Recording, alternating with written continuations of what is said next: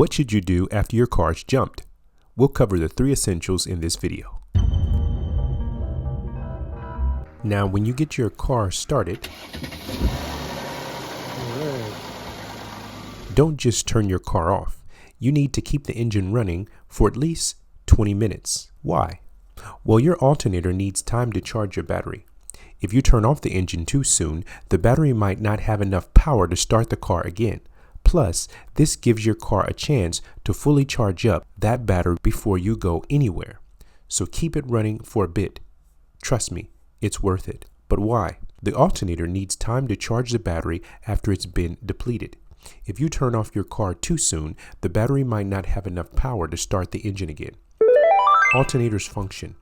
The alternator works best when the engine is running at high RPMs, so it can efficiently recharge the battery. Driving versus idling. While idling for 20 to 30 minutes can help, driving the car around for a period of time is even better. Driving actually engages the alternator more. You get the battery recharged up faster compared to just letting the car sit and idle.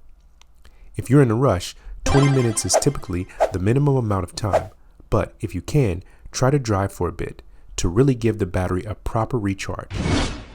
Step 2. Check the battery's health. Once you've got the car running, take a look at your dashboard. Is the battery light still on? Or maybe the car feels sluggish when you drive. If so, your battery might not be holding a charge, and that's a sign something could be wrong. It could be the battery itself, or it might be an issue with the alternator.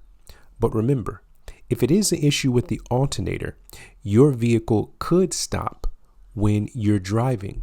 But if it's just the battery, it'll keep driving. So either way, you want to get it checked out as soon as possible to avoid breakdown. Step 3. Test the battery and find the root cause. You can use a cheap voltmeter or stop by an auto parts store.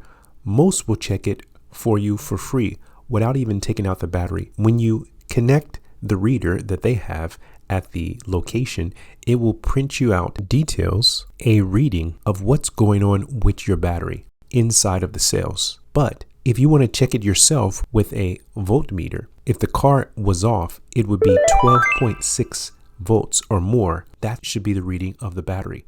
But if it's on, it should be 14.69. Finally, figure out why the battery died. Did you leave the lights on? Is the battery old?